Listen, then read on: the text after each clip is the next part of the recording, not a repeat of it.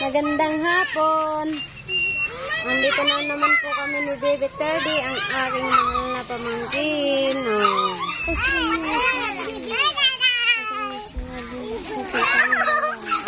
Guys, magpapabinyag po kami ng aking pamangkin ngayong October.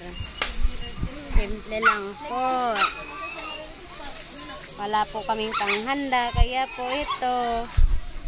Baka naman dyan kung sino gusto mag-sponsor. Kahit 1 kilong bigas at 1 kilong karning baboy. Matuloy lang ang kanyang binyag. Nagbubbles na ikaterdi, nagbubbles. Nagbubbles ng Dingin. Oh, yung aso. Digin na, guys. Kami babalik na lang po bukas. Bye-bye. Thank you for watching, guys. Bye-bye.